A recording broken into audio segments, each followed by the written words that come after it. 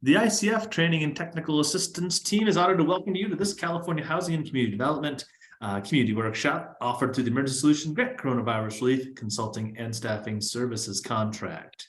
My name is Chris Pitcher from ICF. I'll be hosting today's session. Today's training session is part of the workshop series on coordinated entry. And today we're going to be talking about considerations for equitable implementation, something that I know many of our California communities are looking at and working through right now. So it is my privilege to hand it to today's first presenter, Mindy Mitchell. Mindy, go ahead. Hey, everybody, welcome. Good morning to you all. Good afternoon to me here in Baltimore.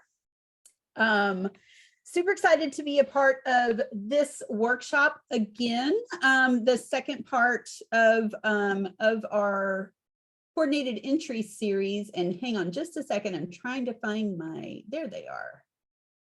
My notes. Yes. Okay. And I put a little prompt in the chat. And if you guys want to just introduce yourselves really quick, because we've been on quite a few workshops together so far, but I don't recognize everybody's names. So names and which agency you're working with, what part of California, and we'll go ahead and get started. Today it's me, of course, and my awesome colleague Nora Breslin from Homebase, and Chris and Kristen from ICF will be joining, and hopefully you guys will be participating so much we won't have to call on anyone else to participate, but our team is here to also have a great conversation and do some brainstorming and problem solving if you guys are just not feeling the Zoom participation today. So again, the chat is open and available. Please let us know who you are, what agency you're with. And we will also have the chat open for any questions as they come up, any thoughts that you want to share about coordinated entry as I'm doing some talking. And we do want to make this one pretty interactive. So if you're not somebody that feels comfortable unmuting or turning on your video and participating in that way, please do use the chat. So to go ahead and get started, again, always make sure that we understand what we're talking about with coordinated entry. It is a requirement for continuums of care, and it really is about shifting things from focusing on providers to focusing on people experiencing homelessness and the needs of the whole community. So in HUD speak, that's from project-centric to person-centric, and looking at kind of community level priorities and standards and performance. And kind of ensuring that systemic response to homelessness that you hear us talking about a lot. And again, always have these conversations about coordinated entry by really going back to the why of coordinated entry, because the how of it in a lot of places feels really kind of uncomfortable, and some folks might call it a dumpster fire. But there are really good reasons for why we're doing coordinated entry. So again, the way homelessness response used to be done was completely provider and program centric. So individual providers were doing their own thing, deciding who could and couldn't come into their programs. And if you were someone experiencing homelessness, whether or not you got into housing and the success that you had in housing often depended on good luck. First of all, just whether or not you happen to be lucky enough to end up at a provider who would actually let you into the program, or the amount of gumption and resources that you had to go through all of the hoops that you had to jump through.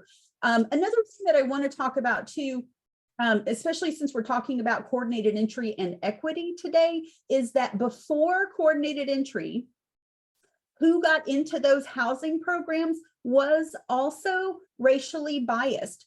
Providers not overtly and purposefully racially biased, but providers often chose who they would serve based on what we know are some barriers to entry that themselves are impacted by involvement with systems like the child welfare system and the criminal justice system that themselves are disproportionately experienced by people in communities of color. So just having coordinated entry or not having coordinated entry doesn't automatically mean that racial disparities in access to homelessness resources disappear or appear, but it's a way for us to kind of, as a whole community, think about that process and try to address it as a community.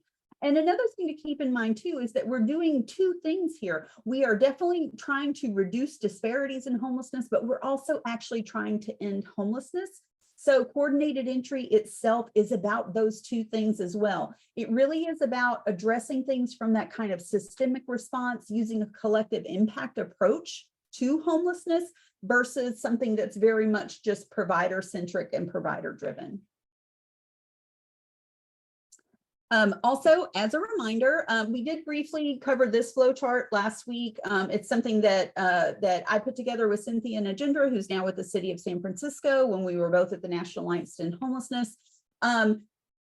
What we're going to do today is actually we're going to do kind of an exercise. Today's is going to be hopefully much more interactive. I'm really going to ask you guys to get out of our Zoom comfort zone and try to make this as interactive as possible. I would love to be there with you guys in person doing this, because it's a lot more enjoyable and sometimes a lot more productive if we could all just be around a table kind of hashing things out. But this is going to be basically an exercise today where we are going to brainstorm through each piece of this coordinated entry process ourselves and come up with some considerations for equity in each part of the process. We're going to problem solve some ways to implement each part of these processes of coordinated entry in our communities as well. So for the rest of the day, even though I love my flow chart, of course, we're going to use this infographic from HUD. And so doing some brainstorming and problem solving around each of the areas that are listed here.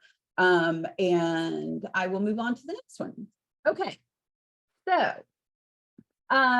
again, the coordinated entry process is much more than just an assessment tool. That can be something that we can spend a lot of time on and kind of go down a rabbit hole on and get very mad about. But coordinated entry itself is a much wider process. And as we talked about last week, each part of the process itself is one that asks some questions about implementation that can lead to disparities or can provide an opportunity to address disparities. So again, I want to ask you guys to participate yourselves. I don't want to hear me talking this whole time. I love being on Zoom with you guys, but I really want to hear about what's happening in your communities. So starting with access. How do people connect with the homelessness and housing resources in your community when they're in crisis? People can come off mute, you can come on video, you can put it in the chat. For the rest of the team, if there are things in chat that I'm missing, let me know. Okay, Nora B is in there. Thanks, Nora. So how are folks accessing homelessness resources in your communities?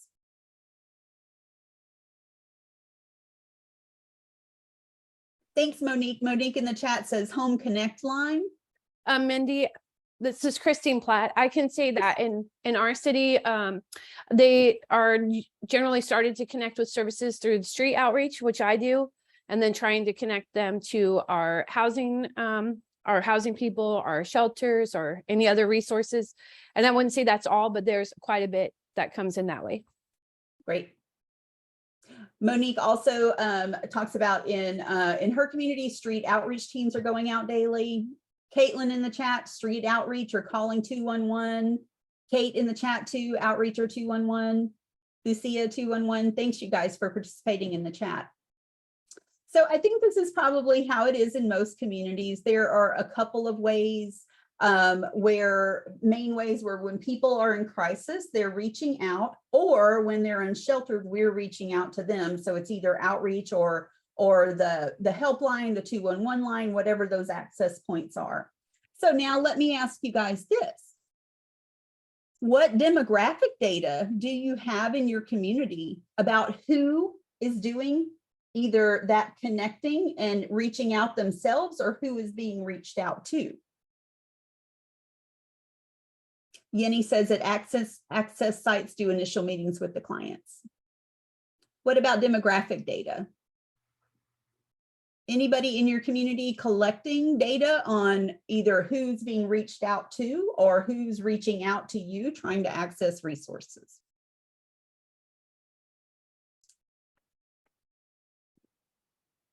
Heather, demographics are collected. Good to know. Kiana says we have a system that we input all the data and have monthly reports.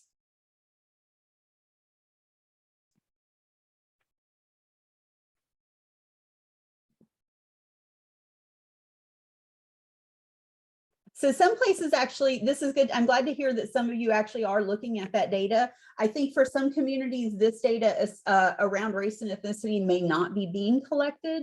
Heather, 95% data collection requirement. Thank you. And this is one of those areas where this is the very beginning, right, of people getting involved with the homelessness system. So this is the first part of coordinated entry, and this is where disparities can be introduced. So let's say, hypothetically, some of you have talked about your communities actually do have the data. Let's say we see a disparity in the data. What might be going on there?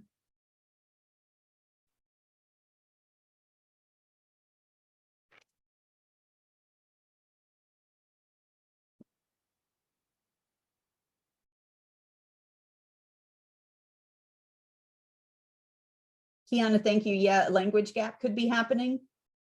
Lucia too, thank you. Yeah. Unconscious biases. Thanks, Caitlin. Yeah.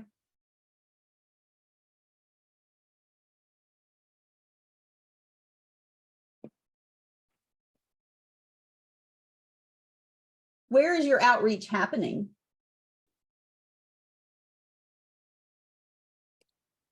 For those of you who are at street outreach, this is an example that I use a lot. So what I'm trying to say here is you ask questions, you look at your data and you say, oh, if I see a disparity in my data, what might be going on there? Because what might be happening there, and let's acknowledge there might be quite a few things happening there. Each of those things that might be happening lends itself to a solution to addressing the disparities, right? So the classic example is a city on the West Coast that if you looked at the data, you actually would have seen a disparity.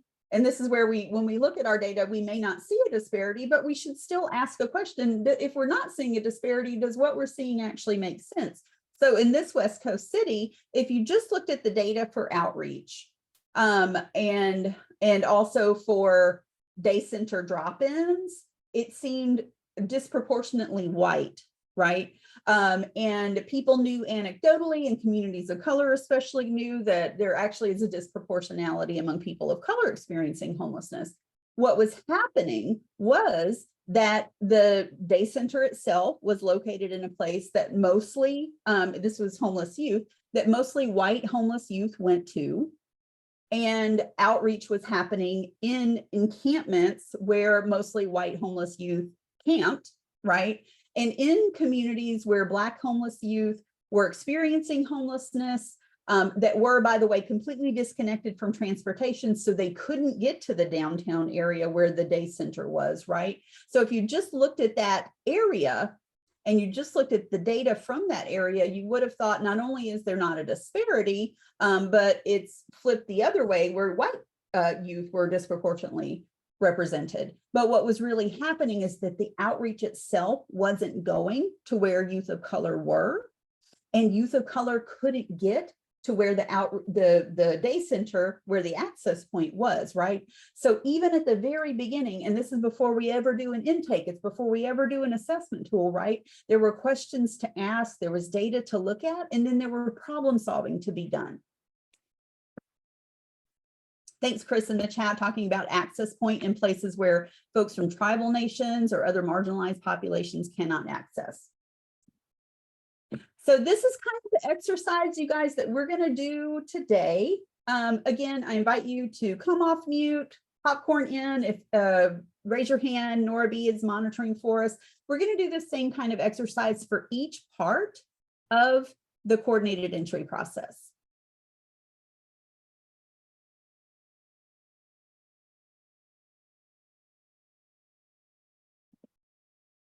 Okay, the next part of the coordinated entry process is, of course, assessment. So you guys can see here on the HUD version of kind of the flow chart or the infographic about coordinated entry, assessment actually includes a lot of pieces of the puzzle. Each of these pieces can also be places where we look at our data, we ask questions about what's going on there. If we see a disparity, we do some problem solving around the disparity. So before we get to doing that kind of analysis here, I want to say a word about that initial triage and diversion. And it's important for us to think about, especially when we are trying to address homelessness, especially for places where there's lots of folks who are unsheltered. Who actually ends up becoming homeless, right? So you're going to get at that access point, not so much outreach, but the 211s when people are calling and they're in crisis. So you have a really big pool of folks who are low income folks, right? There's a smaller group within that are people who are severely rent burdened. Then there's folks who are doubling up, right? Not official roommate situations, but just doubling up to make housing affordable. And then there are folks who are exiting institutions, so at risk of homelessness because they're leaving, especially jails and prisons and child welfare for young people. And then there's a smaller group of folks who actually do become homeless. So part of what's happening in coordinated entry is a triaging mechanism, right? And there is that initial triage where you're trying to figure out who are the folks who are definitely in need, right? Like everyone has a really serious need. People are in crises, but it's not a crisis that the homelessness system is meant to address, right? So I'll bring up another of my flow charts, because you know I love flow charts.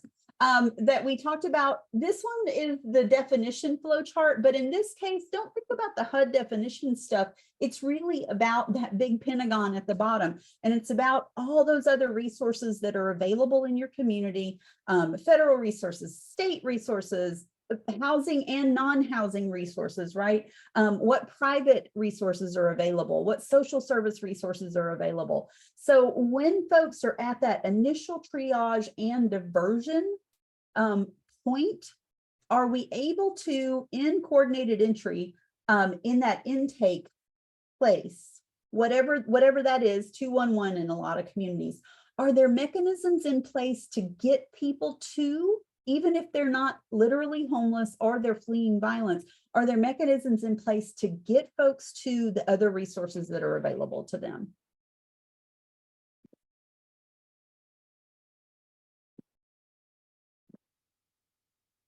Thanks, Heather, in the chat. Lake County Community Hub assists clients using trauma-informed care to help clients with their most at-risk issues.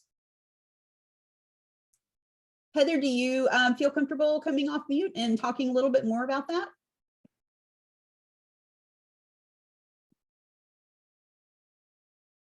It's okay if you don't. Okay. So we've talked a little bit about that part of the puzzle, right? Like, so, and it is important in that part of the puzzle as well. Okay, go ahead, Heather.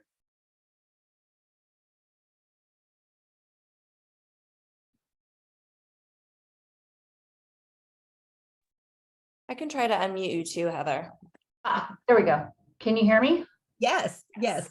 Okay, so recently our LCCOC received a grant for the Lake County Community Hub.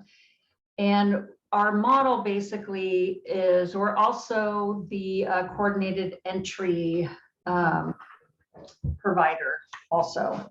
And we partner clients in the community with community service organizations that have community health workers and help them resolve their most at-risk issues, which could be behavioral health, addiction, housing, of course.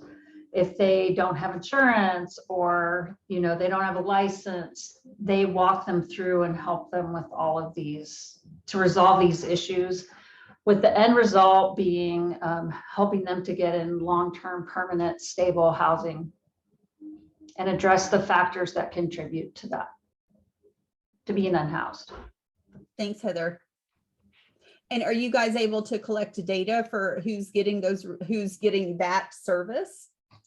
Yes. So our metrics align very closely with what the coordinated entry requirements are, so that our policies are aligned, and yeah, so that's part of it.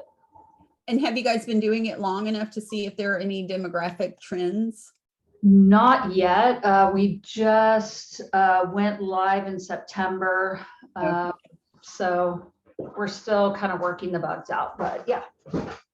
So Heather, you can stay off mute, or we can just have a theoretical conversation in the chat. Other folks come up with ideas. Thank you, Heather, for sharing that. So let's say if we saw a year from now, we decided in Lake County, we're going to look back at our at-risk assessment that we're doing, and we're going to see if we see any demographic disparities. And it turns out that we do. Let's ask that question again. What might be going on there if we see disparities? There could be a lot of things happening. Fortunately, all of our community care organizations are sensitive to all of the people that live within Lake County. We have a few local tribes that live here, large Hispanic population, Caucasian, I mean, the whole gamut. It's pretty mixed, and just making sure that people can relate to and feel comfortable with the community health workers that are helping them. Because I think that's a really large part of being able to make a difference, is having people with shared experience that can speak to their issues, and also that they feel comfortable with and are relatable to. So hopefully, and we know roughly, based on census data, somewhat of what we have in our communities. So the statistics, if they look skewed, then you kind of know you're not reaching everybody. So yeah. And then also doing, trying to talk to some of the clients and ask their perspective and kind of see what they think. And it would have to probably be in person, but yeah. Thank you. And bringing up the census data is important. So another thing to remember, especially when we're talking about folks who are kind of in this bigger at-risk pool, right? So there's just a lot of folks with very low incomes and with severe rent burdens. We know that African Americans and Native Americans are overrepresented among people experiencing poverty. So when we think about homelessness, because homelessness is a function of poverty, right? And a lot of these things that we're calling at risk, right, are also functions of poverty. So you would expect, when we're looking for whether or not there's a disparity, you would expect the numbers to kind of hang with the same numbers that you have in your communities among people experiencing poverty. What we see, however, across the country, not necessarily in all communities, but the national numbers, right? Like, so Chandra from the National Alliance to End Homelessness says it this way. She's like, for African Americans, right? Like, it's like 12% of the population writ large. It's 30-some%, I think, of people experiencing poverty. And then the number for homelessness is much, much higher, right? So there's like this magnifying effect that keeps going up and up and up. Minimally, what we want to shoot for is, like, we would expect our homelessness numbers to mirror what our poverty numbers are, right? So then that's where we're asking the questions. If I see a disparity, what might be going on there? And other folks, while we're still talking about kind of that initial triage and diversion, any other ideas about what might be happening if you see disparities? Because what might be happening lends us to then have conversations about what might solve the problem. Well, and I think that there's a big distrust of any kind of organized effort. And I think you have to kind of be sensitive to that. And you also have to take the temperature of, making sure that the people that are making contact really are sensitive to trauma-informed care, and that, making sure you have the right people in the right places interacting with clients. Thanks, Heather.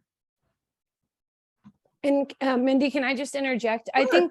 I think too, that's really important when you're doing the intake, whatever agency it is, that it's not the same as just like going to DMV and filling out your form.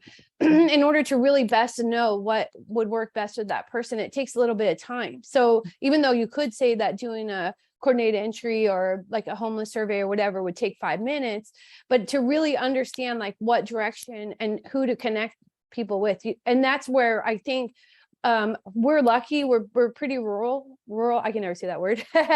But but when I listen and talk to people in bigger cities, there's just so much stress on getting it all done. But in order to serve people the best, I think just taking that time and knowing that I have to allocate this amount of time to really know where to send them first, because people are also distrustful for being let down constantly, being sent the wrong place, not getting the right information, and then just going, F this, I'm not doing it. I'll suffer. And so I think that's so very important. And that's the human factor that is absolutely necessary, I think. Thanks, Christine. And Christine, remind me what community you're with? Oh, I don't know. I'm just kidding. I was going to make up a lie. I actually work as the homeless outreach coordinator for the city of Jackson, and we're in the CSCOC. So thank you. Chris says to say rural juror. I know, juror. I have to do it very slowly. That one, an hour gets me too. Thanks, Christine. And thanks for bringing up the whole intake. Like part of the questions that we're doing about intake, particularly, and that filtering process about when we get to the point of official intake into the homelessness system. One of the questions that you're asking yourself and your community is, what's the level of process that we're making folks go through? And is it necessary? Because that process itself probably has some disparate impacts. So let me reveal something about myself. I am doing a new treatment for depression. And just for this new treatment, I had to fill out all of this paper, y'all. Me today at my lunch break, filling all of this stuff out. And the whole time I was like, I can't imagine just this paperwork. And this is a lot just for one thing. Mindy, what gets me is I'll call an agency and let's just say for a resource, and they'll say, oh, have the client call this number. And I have literally said, if they could have called that number on their own, they would have already called that number. So if you're not going to hold their hand through it, I will. But like, there's a lot of hand holding that's absolutely necessary. You can't take someone who's already suffering from a mental disability, who's homeless, who's just trying to survive, and then ask them to fill out that whole packet, when, by the way, half of those questions probably don't pertain to them. Like, how often do you cook your own meal? Like, well, I don't, because I don't have a kitchen, So it's just, I think that the hand holding is so absolutely necessary. Thank you. So yes, absolutely. This is part of the questions that we're asking of ourselves as a community. And good customer service. Yes, you guys have heard me say this over and over again. Like, I think a lot of times, like if we just came from a customer service orientation, and that's part of addressing disparities too, is are we treating each person that is in front of us as like, I just want to give you the best service, right? And we all come with baggage and biases that may inhibit our ability to give that good customer service. So next part is assessment. And Chris, I think you said something earlier about assessment. Yes, and I'll ask you to come off mute and say that in a minute. But I also, before we did that, as we start to talk about assessment, and again, as we talked about last time, the assessment tool piece of it, people get really hung up on, and we'll put a placeholder in that because I want to say a little bit more about that in the next slide. But what are you guys doing in your communities? Can anybody come off mute or put it in the chat about what you're doing for assessment in your communities? And while folks are doing that, Chris, do you want to talk about the point that you made in the chat? Sure. It's something that I have only recently become aware of because I just don't normally dig this deep into assessment processes, but we've seen in more than one community where we're giving points, and I put those in quotes because human beings into points or numbers, it doesn't work first and foremost. So I feel like I need to say that. But the more information someone's willing to share, the more chance they have for housing. Well, the folks that are not willing to share information are often the ones that need it the most and are the hardest to serve. So we have to be careful with these little incentives, these little things we do to kind of, it looks administratively, oh, if we use terms like document ready or things like that, like, oh, we can get them along faster, but that doesn't necessarily mean it's the person at most need and most risk. So it's something I've seen recently that I just haven't heard enough conversation about. Yeah, and I think it's a good point of how we're trying to problem solve a couple of different things. Like we have the person in front of us and we're trying to problem solve their crises, but as a community, as a system, we're trying to problem solve how to triage resources and ways to do that. And we'll talk a little bit more about that. But I want to hear from you guys. What are some examples about how your community is doing assessment?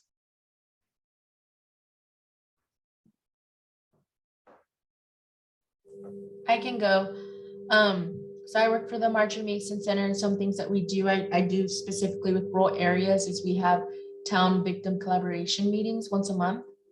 So all agencies and organizations that deal with restorative justice or children or really just any demographic of our community, they get together and we have meetings where we go over events that we are having to spread awareness, go over what discrepancies or issues that we're starting to see within the community and how to assess those and how to support one another, or just really get the information out there for them. Thank you, Kiana.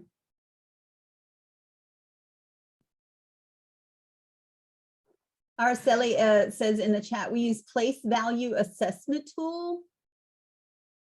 Oh, I haven't heard of that one. I'll definitely look that up. I made a slide with some other examples, alternatives to the VI SPDAT, which a lot of folks are talking about now. So that's one I haven't heard of. Thank you for that. That's good to know. I will check that out. Araceli, do you mind coming off mute and telling us a little bit more about it since we haven't heard of it? What's it assessing for? Hi, good afternoon, everyone. Let me show you, not show you, but let me pull it up really quick. We are assessing for instances of homelessness, background information on the person, the household composition, length of time in homelessness, number of times a person's been experiencing homelessness, number of months, their health score, and they do on a Likert scale, their health score. Trying to think off the top of my head without doing it. So we recently started it. I think we've been using it for 2 months through our homeless hotline. Thank you. Thank you. You can stay off mute and respond to this, or other folks can talk about this in their communities. I think a lot of folks are still using the SPDAT. What demographic data do you guys have about that assessment process and the results from your assessment tool?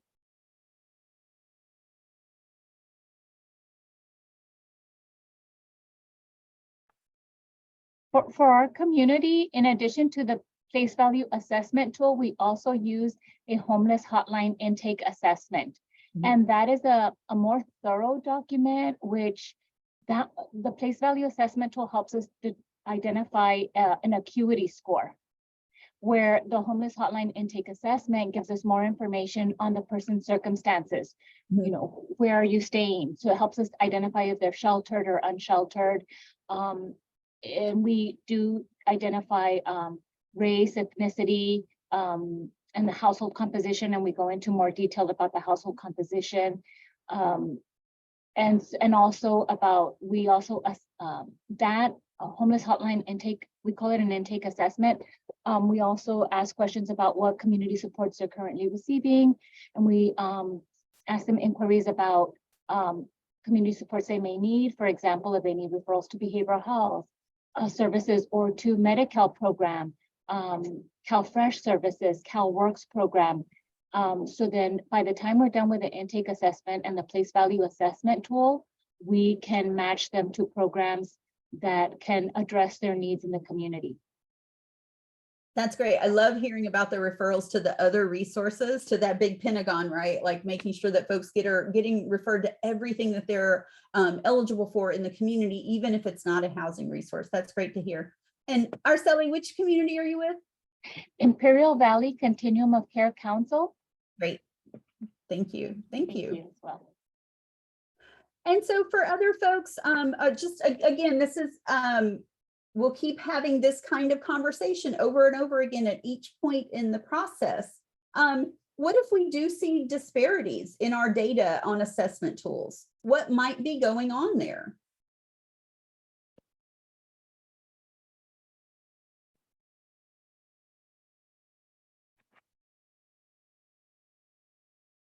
So this is actually the one that I like to talk about the most, because it's the one where there has been research and people have done evaluations in their own communities. People have done evaluations of other communities. What we have seen though, and this is true with the VI SPDAT, but also with assessments in general, including the one I just did for depression, is that there may or may not be built-in disparities in the tool itself. We have found in communities across the country, there are some where in the VI SPDAT, there are racial disparities in scores, and then the scores affect who gets into housing. But in other communities, they've actually found that the disparity goes the other way, where people of color experiencing homelessness get higher scores and therefore into the housing pipeline. And then there are other communities where there haven't been any disparities at all. So as someone who's trained in sociology, that just tells me it's more about the administration of the tool than the tool itself. So what that means is, what might be going on there is that we need to make sure that who is administering the tool, right? Does the person have the skills to effectively administer the tool? What are we trying to measure with that tool? How long is that tool? Are there people who look like the people who are taking the tool, right? Like all of those things are part of what you consider when you're thinking about whether or not your assessment tool is contributing to racial disparities in your coordinated entry. Training gap, yes, thank you. Thank you, Heather. And again, this is just my little reminder. I know at the community level, there's so much coming at us. We're so busy. We have so many people in crisis. And especially when COVID hit, there's just so many more funds and we're trying to get everything out the door, and there's a lot of staff turnover. And sometimes it's easier just to say, what is the tool? Give me the tool, tell me what to do, and I'll do it and I'll check the box, right? But no particular tool was ever required by HUD. It's not that you guys have to use any particular tool. It's just that you have to have something that's standardized and that you agreed upon across your community. And again, we're doing this analysis of the tool itself, but also how does the tool get implemented? Asking all of those questions. Not just about it's this tool and this is the problem, right? Like it's all of these other things about the context of the tool. And another thing too, and this leads into the next part of coordinated entry, is with that assessment tool, what are we assessing for? How do we want to use this assessment to then prioritize our resources? Because again, if you think about that big circle, right, like there's people who are very low income, there's people who are doubling up, there's people who are exiting institutions, and then there are people who actually become homeless. Even though we have a lot more resources now from from the pandemic, from the federal government, we still need to be able to triage those housing resources for folks who are homeless. That involves some kind of conversation at the community level about how to prioritize those resources. And then I do an assessment tool. What that tool tells me, how does that then influence how I'm prioritizing my resources? So these are, again, all parts of these larger community conversations that you should be having to ensure equity in your coordinated entry system. So you guys will get these slides. And again, here I put, these are just a few, 1, 2, 3, 4, 5 that I have in here of some different assessment tools that other communities are using, or that there have been evaluations of. And then we'll also make sure that we add the place value assessment tool and looking at that. Thank you. Okay, this is where things really can get difficult to talk about. So how are we prioritizing our resources, right? So people have gone through this assessment process. We have decided as a community, whatever the thing is that we have decided from this assessment tool, the outcomes of that. Now we're deciding who's getting into housing. Can you guys either come off mute or put in the chat, what are your community level examples about prioritization? How are you prioritizing in your communities for homelessness resources? I can go. So Thanks, Kiana.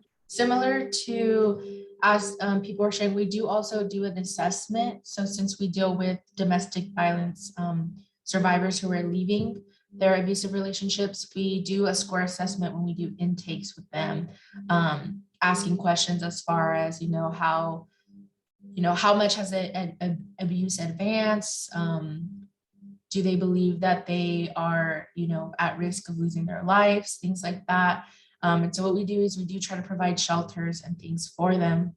However, as I'm sure everyone knows here, it always feels like it's not enough. There's never enough room. So in order to prioritize the homelessness is we use that kind of at-risk assessment to see, is there family that you can stay with? Is there friends?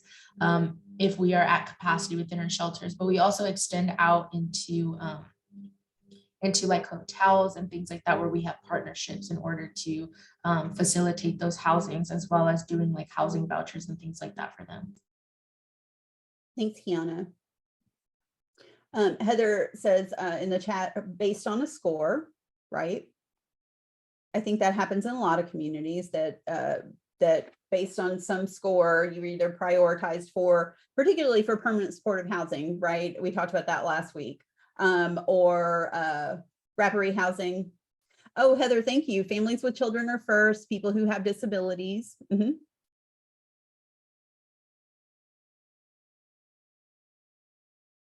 Other folks, examples from your community on how you're prioritizing? People experiencing chronic homelessness, right? Araceli, who's getting the emergency housing vouchers in your community? How are you prioritizing for that? Hello, everyone.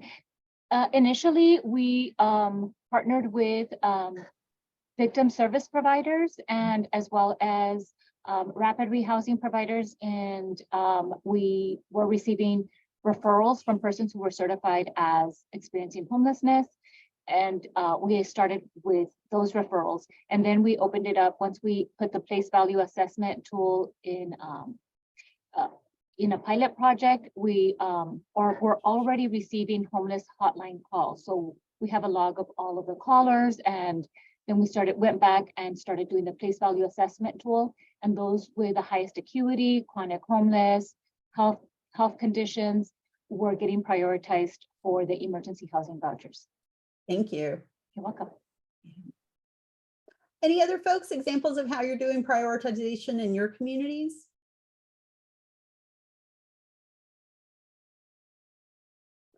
And then again, the questions that we ask about this piece of the puzzle is, what demographic data do we have about prioritization? Particularly for race and ethnicity, what do we see about who's getting prioritized? How does that shake out? In some communities, there actually hasn't been a disparity. In some communities, there was a disparity in the direction of people of color getting more likely to be prioritized. But in a lot of communities, we do see a disparity. So I'll give you as an example, and this is anecdotal, but I think there's probably some data that kind of back this up too. There was a community that when they looked at their data, they saw that white people were more likely to get into PSH, were more likely to score higher on the assessment. In this case was the VI SPDAT, but also were more likely to get into PSH. And when they really dug down into the data, this is where asking these kind of questions is really important. What might be going on there? And there are things that might be going on there from, just outright racial animus from an assessment worker, right? And just did horrible things on the assessment of a Black person.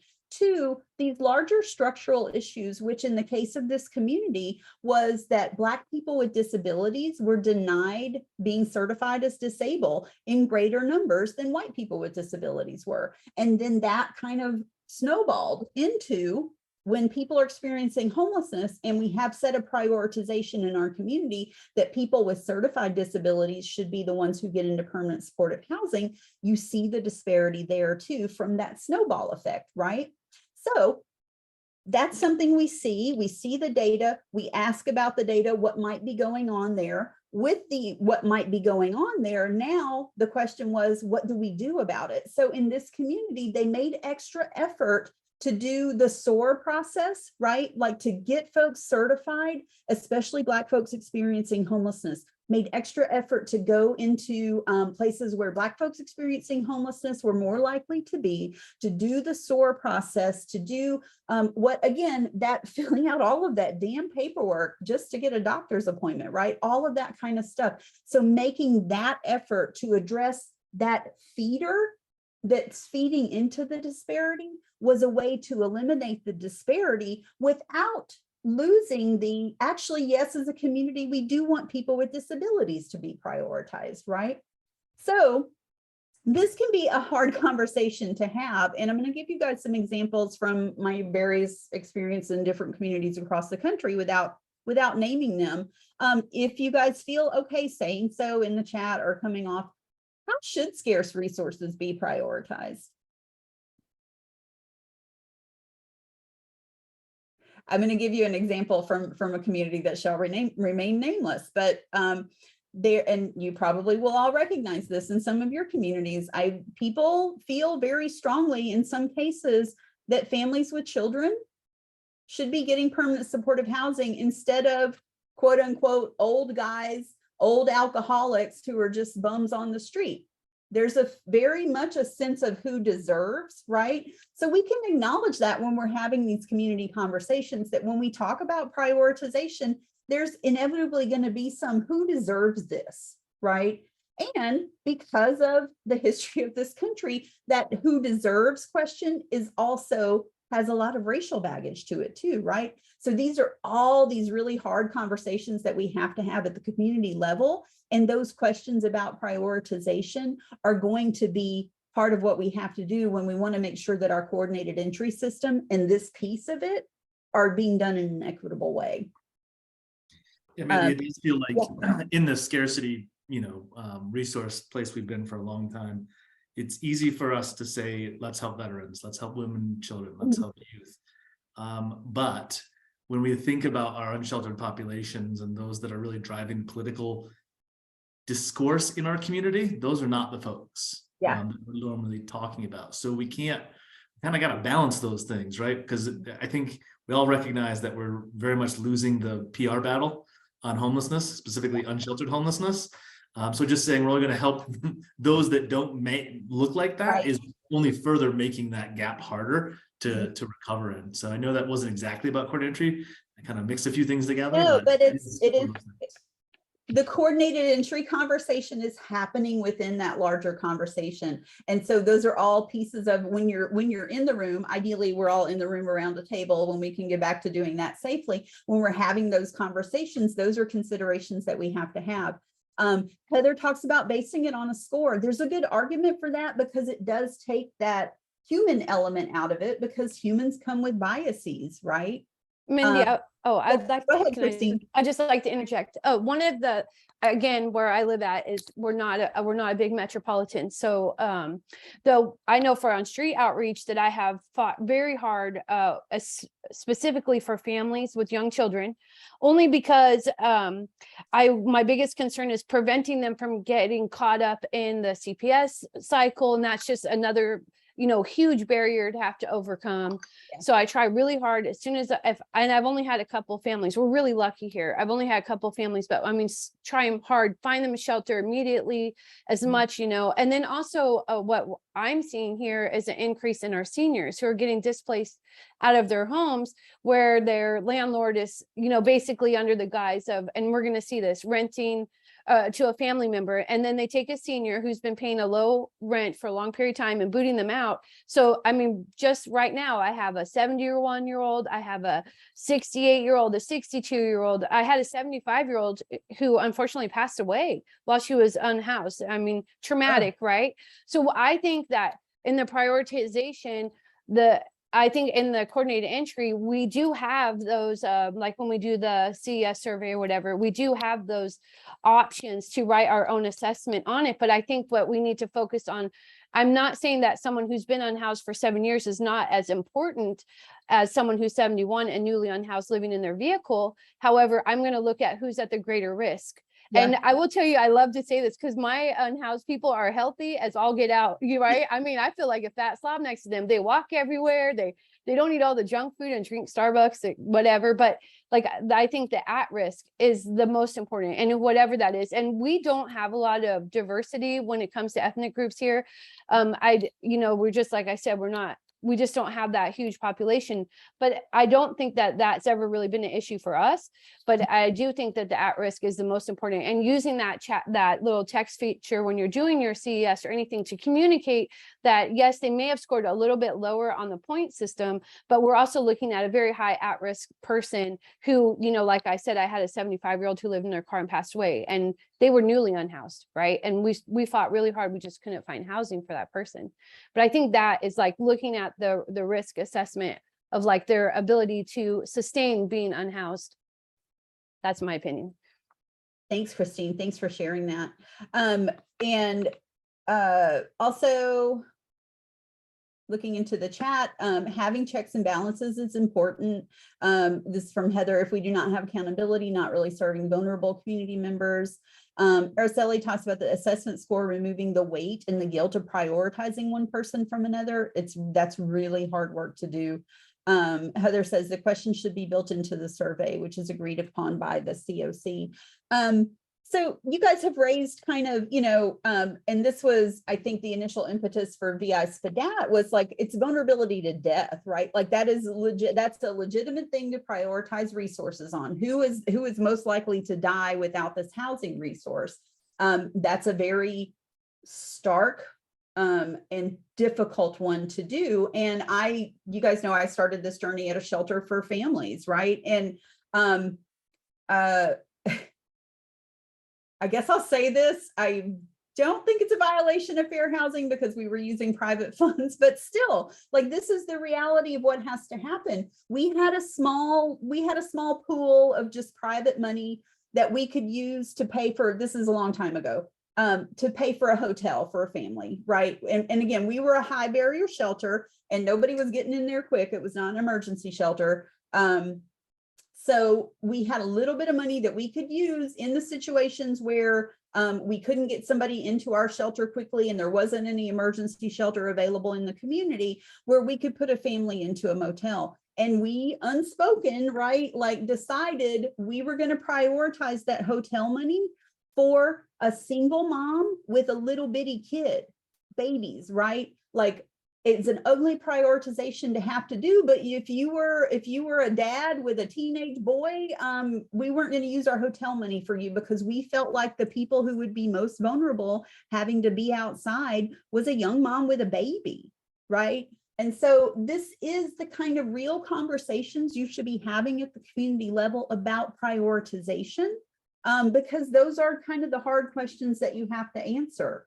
And ask of yourselves when you have a resource scarce model. I want to, Chris, also, and Kristen, like moving forward, we should have a progressive engagement workshop too, because it's a way, it can be another way to think about how we prioritize without having to make those kinds of choices, but really a way to make sure everybody gets something. And then, towards the end of that, the people who really do, trying to, again, remove our human judgment about who does and doesn't need a thing, more about a demonstration at the individual level that somebody did need a really intense intervention. Let's go on to the next slide. So this is the referral process. This is one where we're talking about, we have decided someone, we've gone through the prioritization, the assessment and the prioritization. We've decided with whatever scheme that we have come up with that someone needs to get into permanent supportive housing. And what does that referral process look like in your communities?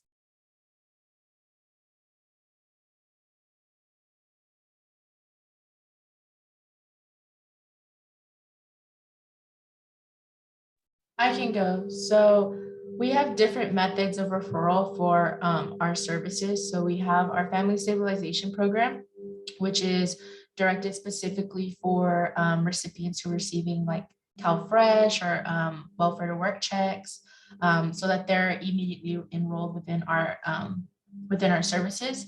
We also then just do, we have people as well from like the Department of Social Services or parole officers, because we also do work with those who abuse as well. So we do have those referrals as well, but usually what we do is it's just anyone is able to call into our crisis hotline, which is 24/7. And they're able to call in, come down to do an assessment. If they're not able to, we can also send out navigators or send lift rides for them as well. So it's kind of a all around spectrum where we're able to do referrals. Thanks, Kiana. And are you guys able to collect demographic data on who's being referred to where? And the Yes. outcomes of those referrals? Yes. Yeah, so we have our system, it's called Apricot, and that's where we input all our data. We have monthly as well reports that are followed out, sent out to the agency, as well as our yearly reports. And so if you see disparities in that referral process, you guys are doing something kind of, I love it. It's bigger and broader than just like referrals into PSH and rejections from PSH. But so Kiana, if you don't mind, I'll put you on the spot. And these, again, we're just, let's theorize you see a disparity in some referral that you're making and people getting rejected from the referral. What might be going on there? Yeah, so because we deal with survivors of domestic violence, we see a huge demographic, right? That, DV doesn't discriminate against anyone. We see, age, ethnicity, socioeconomical background, sexual orientation, however one might identify themselves. So we do see a huge variety of clients that are requesting our services. And so something that we have even have had this conversation actually yesterday was, how do we get into those more like elderly or disabled individuals, and how do we safety plan with them on how to leave these situations, and how do we kind of bridge that gap? What can we do? And so constantly, reading articles, trying to stay educated with the up-to-most state facts and stats that are available to us.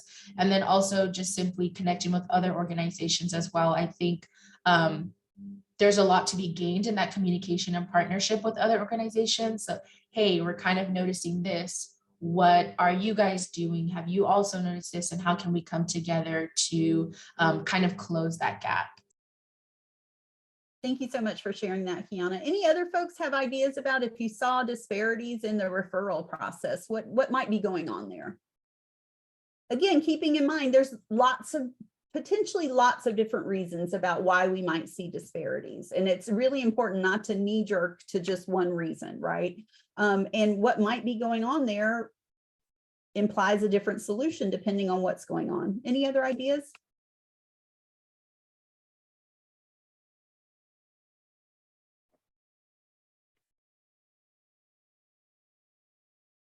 So I'll bring up again the example of let's use the example of we're making referrals to we're doing matching for PSH programs, and we're getting folks matched to and enrolled. And you guys may have this in your community where sometimes PSH programs deny a referral that was sent to them.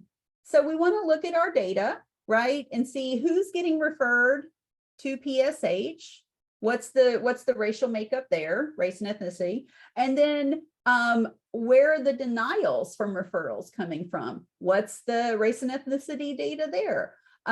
It may be that there's a particular program that's doing a whole lot of denying that may or may not be contributing to a demographic bump, right? Or it may be happening across the board that people of color are getting denied from all programs. And then what might be going on there? In the case of PSH, in the case of people with disabilities, we've already talked about how like that initial further upstream disparity that we see in getting official approval of official designation of disability can then keep on spinning into denial from PSH programs. Any other ideas, thoughts about that one? Where disparities happen in referral?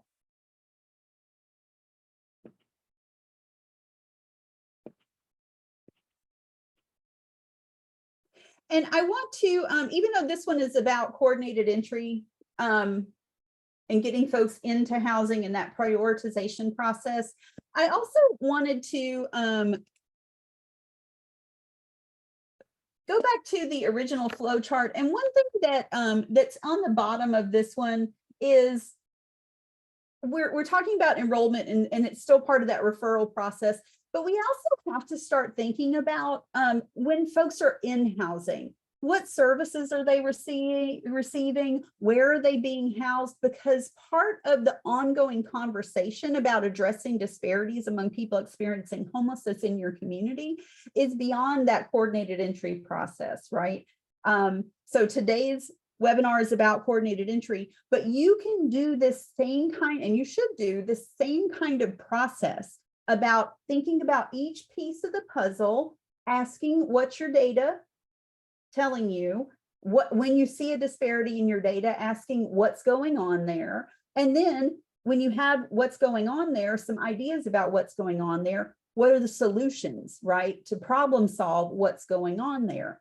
So after the coordinated entry process, one of the things that we have seen consistently across the country, even in communities where there's not really a disparity coming into the homelessness system, or even a disparity among people getting into housing, where we do consistently see a disparity is in returns to homelessness.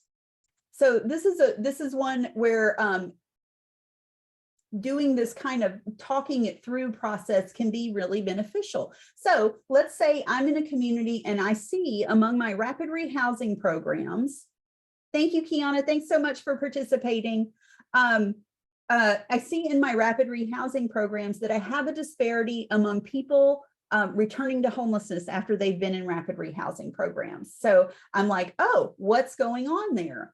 So I dig further into my data. It might just be I have one shitty rapid rehousing program, right? And that program is throwing off the whole data, and that's a whole other thing. Like, let's deal with that program. Not that any of your communities have a shitty rapid rehousing program, but it happens in other places.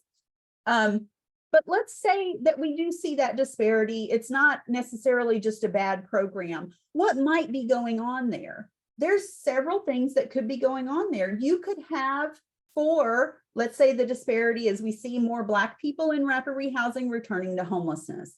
It might be that you have an overtly racist and really bad case manager, right? And that person, there are things to do about that, right? But it also might be, again, more structural issues. Like, we know that there's landlord discrimination. We know that people may not have as big a social safety net in place. People may not get connected to as many social service resources as they need to be. So that implies doing better case management, knowing going in that for your clients of color that you need to think about, are there some culturally specific resources that we need to connect folks to? Are there landlord things that we need to pay attention to for this client? Those are all questions to ask about what your data is showing you, and then ways to problem solve about that. You can do this similar process. We've done one too for emergency shelter, right? Like, who's getting into shelter, who's staying in shelter, who's returning to shelter, who's getting housing from shelter, all of those kinds of things. And they lend themselves to that same process of, let's look at my data, let's ask what's going on here if we see a disparity, and then let's problem solve on each of those what might be going on. Okay. And that is it for the presentation part. Would love to hear from you guys. Any other examples that you've experienced in your community about thinking about and problem solving about disparities in coordinated entry, or just in homelessness services in general?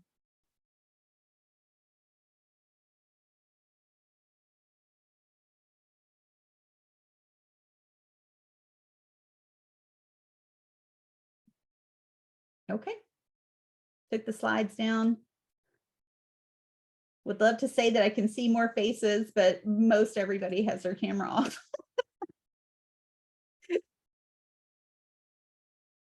Hey, Laura. Hi, it's Heather. Hey, Heather. So our coordinated entry hasn't gone live yet, but one thing that we do for those hard to place people is we have case conferencing, and everybody involved in that person's case will participate in the conference to try to get people placed in housing. So those are for, the top of the list who we're not able to place right away. So I like that. I like the problem solving. I like that they're bringing everybody in that is involved, even there's community health workers. Yeah.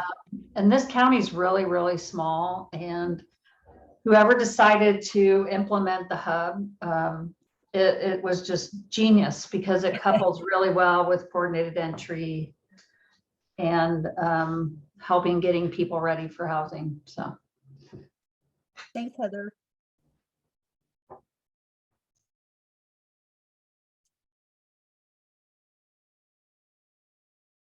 Any other folks want to talk about your experiences with coordinated entry, data that you've looked at on your coordinated entry? Want to do some problem solving about issues that you're having with coordinated entry?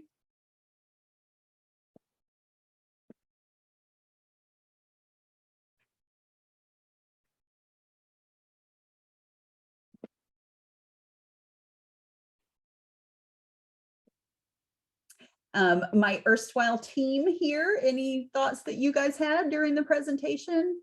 Examples from communities that you've worked in? I would be interested to hear how many folks on the call are in a community where you have a regular practice of reviewing demographic data in the way that Mindy was talking about. Like, how many folks have that in their policies? No judgment. I think it's just helpful to understand like where people are and like what the next steps are to take. So maybe you can raise your virtual hand or put it in the chat.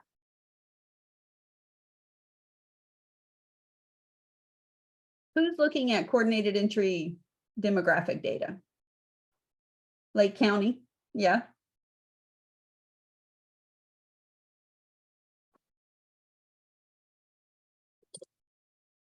Who thinks there might be a committee somewhere in your COC looking at that data, but that is not part of your job every day because you are doing street outreach.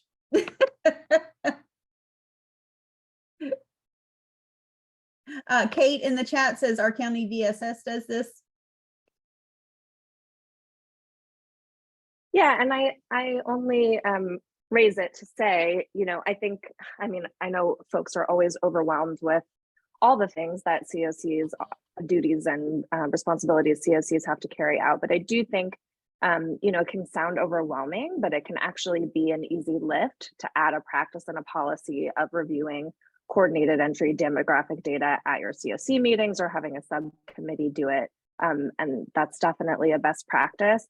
I will also say, I hope I don't get in trouble with Chris for saying this, but Chris Pitcher and I are working on an effort to do individualized TA to COCs across California. And one thing that we can potentially help you with, if your community is interested in, is coming up with a data review plan to ensure equity. So again, if that's something you don't have, something you're interested in, please reach out and we can be in touch on that.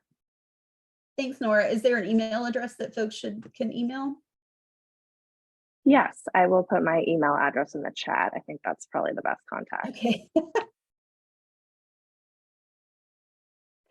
Yes, you guys take advantage of the technical assistance that's available to you. And even if you don't get to do that with your community, just it really is a really simple process. Like, let's look at the data. Do we see a disparity in the data? What's going on there? And again, it's never just one thing. There are at least several things that might be going on there. And once we figure out what might be going on there, then for each of those what might be going on, what can we do about it? Let's problem solve about it.